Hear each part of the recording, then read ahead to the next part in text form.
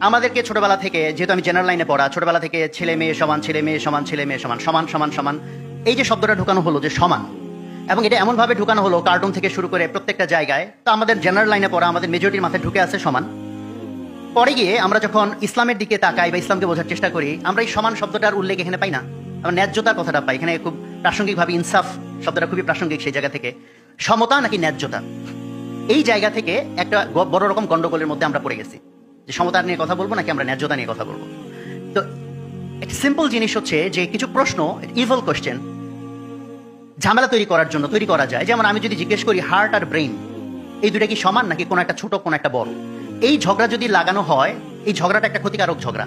কারণ heart her brain মিলে যদি ঝগড়া করে এবং কোনো একভাবে যদি কোনো একটা জিতে যায়, ধরো হার্ট জিতে গেল, তাহলে এইটাই যদি প্রপাগান্ডা করা হয় হার্ট হচ্ছে বেশি ভালো, তাহলে ব্রেইনগুলো মনে করবে আমার ব্রেন হয়ে দরকারটা কি, আমি হার্ট হয়ে যাই। তো বডির মধ্যে দুইটা হার্ট একটাও ব্রেন নাই, তাতে কি আমাদের চলবে কিনা, বা ভাইস ভার্সা বা উল্টাভাবে। একইভাবে একটা তালা বা একটা চাবি, ঝগড়া লাগাই দিলাম, তালা বেশি ভালো না চাবি বেশি ভালো।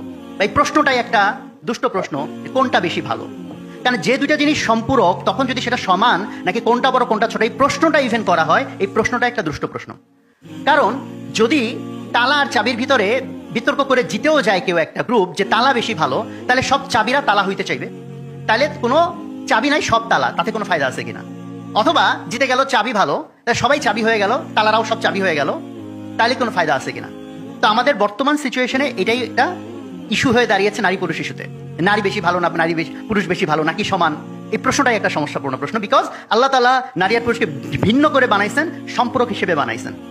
এখন এই যে তালারা চাবি হইতে চাইবে নাকি চাবিরা তালা হইতে চাইবে, এইটা কিসের উপর নির্ভর করে? এটা নির্ভর করে বায়াস কিভাবে তৈরি করা হয়, পক্ষপাত কিভাবে তৈরি করা হয়। কারণ প্রত্যেকটা ভালো মন্দ বিচারের আগে তার পেছনে কাজ করে আমাদের, যে তার পেছনে আমাদের জাজমেন্ট করার ক্রাইটেরিয়া কি।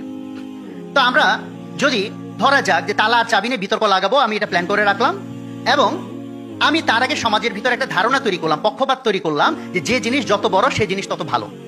তো এরকম ধারণা তৈরি করা কঠিন কিছু না। ইনকাম বড় হইলে ভালো, ঘর বড় হইলে ভালো, তাই না, মাঠ বড় হইলে ভালো, এরকম যদি কয়েকটা উদাহরণ দেওয়া হয় এবং তার পেছনে উদাহরণগুলো যদি বারবার বারবার বলা হয়, তাহলে একটা পক্ষপাত তৈরি হবে। এই পক্ষপাত তৈরি করার পর আমি যদি লোকজনকে জিজ্ঞেস করি তালা বেশি ভালো না চাবি বেশি ভালো, তখন তার উত্তর দিবে তালা বেশি ভালো। কেন? তার ভিতরে আমি অলরেডি পক্ষপাত তৈরি করছি, যেটা বড় সেটা হচ্ছে ভালো। তাহলে দেখবে তালা চাবির মধ্যে তালা হচ্ছে বড়, এই তালা হচ্ছে ভালো। আবার যদি আমি পক্ষপাতটা তৈরি করি যে যা কিছু ছোট তা হলো ভালো, এরকম উদাহরণ হিসেবে বলা যায় ট্যাবলেট যদি ছোট হয় ভালো, মাইক্রোচিপ ছোট হলে ভালো, মোবাইল ছোট হলে ভালো। এইটাও তৈরি করা সম্ভব, ডিপেন্ড করে আমি মিডিয়া ইউজ করে কোন বায়াসিংটা তৈরি করতেছি। ফলে আমি যদি এই বায়াস তৈরি করি যে ছোট হলে ভালো, তাহলে তালা ভালো না চাবি ভালো, এই বিতর্কের ভিতরে মেজরিটি মানুষ কোন পক্ষে চলে আসবে, চাবি বেশি ভালো।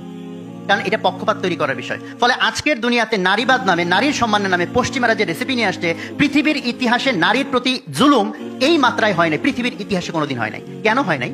কারণ এখন যখন সারা পৃথিবীতে আমরা ট্রেন্ড দেখতেছি, ঐতিহাসিকভাবে পুরুষরা যেগুলোতে ভালো, অর্থোপার্জন, তারপর আপনি বলেন যুদ্ধ বিগ্রহ, শারীরিক পরিশ্রম, যে কোনো ইন্টেন্স সিচুয়েশন, এটা পুরুষরা ঐতিহাসিকভাবে ভালো, আল্লাহ তাআলা পুরুষকে এইভাবে তৈরি করেছেন। আর যা কিছু সফিস্টিকেটেড, সফট, সাটল, মানে মানবিক বা খুবই পেলব, এই জাতীয় জিনিসটা আল্লাহ তাআলা নারীকে ঐতিহাসিকভাবে তাকে সেই সক্ষমতা দিয়েছেন, এবং ঐতিহাসিকভাবে নারী সেটাতে ভালো।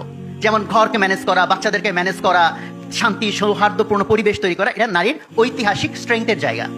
এখন সারা পৃথিবীর পুঁজিবাদ এসে বায়াস তৈরি করলো যে সারা পৃথিবীর মধ্যে অন্য কোনো কিছু তেমন কোনো দাম নাই, খালি দাম হচ্ছে টাকা কামানো, যে যত বেশি টাকা কামাবে সেটা হচ্ছে ভালো, ইনকাম করাটা ভালো, টাকা উপার্জন ভালো। পুঁজিবাদের কোর কনসেপ্ট যখন এই বায়াস তৈরি হয়ে গেল যে টাকা কামানোটাই হলো আলটিমেট জিনিস, যার প্রমাণ হচ্ছে এরকম যে আমরা যখন একজন আরেকজনের সাথে কথা বলি, ভাই নাম কি, আপনার পরিচয় কি, তারপরে জিজ্ঞেস করি ভাই আপনি কি করেন, আপনি কি করেন, এটার উত্তরে আমি বলতে পারি আমি ভাত খাই, আমি ঘুমাই। বলতে না না ভাই আপনি আসলে কি করেন, এটাতে আমরা কি বুঝতে চাই, সে কিভাবে টাকা কামায়। ফলে টাকা কামানোটাকে যখন এত প্রাধান্যের জায়গায় নিয়ে চলে যাওয়া হলো, এরপর জিজ্ঞেস করা হলো নারী ভালো না পুরুষ ভালো। তো নারী চিন্তা করলো আমি তো টাকা কামাই না, পুরুষ টাকা কামায়, তাহলে তো আমি একটা ইয়েতে পড়ে গেলাম, মানে হীনমন্যতা বোধে পড়ে গেলাম। কারণ আমি মনে করি যে যদি নারীর প্রতি ট্রুলি সম্মান পশ্চিমারা দেখাইতে চাইতো, তাহলে নারী ঐতিহাসিকভাবে যেটাতে ভালো, তাহলে সেটাতে তারা ব্র্যান্ডিং করতো। তাহলে সবচেয়ে বেশি বড় লোকের পুরস্কার দেওয়া হয়, সবচেয়ে ভালো মাকে তো পুরস্কার দেওয়া হয় না, সেটার ব্র্যান্ডিং করা হয় না। সবচেয়ে বেশি যে ভালো ঘর কন্যা করে তার পুরস্কার দেওয়া হয় না, সবচেয়ে বেশি ভালো যে বাচ্চাকে পালন করে এটাকে পুরস্কার দেওয়া হয় না, এটাকে হাইলাইট করা হয় না। হাইলাইট করা হয় শুধু টাকাকে বেশি কামাইলো। কাজে দুইটাই সমাজে দরকার, বাট আমি বায়াস তৈরি করছি কোনটার দিকে, যে টাকাকে কামাই। ফলে এখন নারীর মধ্যে হীনমন্যতা বোধ তৈরি হয়ে যাচ্ছে, আমি তো টাকা কামাই না। ফলে যদি পশ্চিমে বিশ্ব ট্রুলি নারীকে সম্মান করতে চাইতো, তাহলে নারী ঐতিহাসিকভাবে যেগুলোতে ভালো, তাহলে সেটাকে তারা ব্র্যান্ডিং করতো। তাইলে কি হইতো, তাহলে পুরুষরা বরং নারী হইতে চাইতো। এখন হয়েছে কি, নারীরা পুরুষ হইতে চাইতেছে, ফলে তার ভিতরে একটা জুলুম তৈরি হচ্ছে, কারণ তার ন্যাচারাল টেন্ডেন্সি ওইভাবে আল্লাহ সুবহানাহু ওয়া তাআলা তাকে তৈরি করে নাই। বাট তারা যদি নারীবাদী হয়ে থাকে, তাহলে নারী যেটাতে ভালো সেটাকে তারা ব্র্যান্ডিং করুক, তাহলে বরং পুরুষরা বরং নারী হওয়ার চেষ্টা করতে পারে। বরং আমরা উল্টা দেখতেছি, নারীবাদিতার নামে পৃথিবীর ইতিহাসে সবচেয়ে বড় জুলুম নারীদের উপর এখন চলতেছে। কাজে কথা লম্বা করার সুযোগ নাই, অল্প কিছু আমার দৃষ্টিভঙ্গিটা শেয়ার করার চেষ্টা করলাম। ফলে এই যে কনসেপ্টটা, যে পশ্চিমাদের আক্রমণ, একই সাথে আবার আমাদের নিজেদের দুর্বলতা, যে আমাদের ইসলাম যে দৃষ্টিভঙ্গি দিয়েছে, যে দায়িত্ব, সেখানেও আমাদের দুর্বলতা। তো এই দুয়ে মিলে যে উদ্যোগটা হুজুররা নিয়েছেন, ইনশাল্লাহ আমাকেও এটার সাথে রেখেছেন, আমি এর জন্য সম্মানিত বোধ করছি।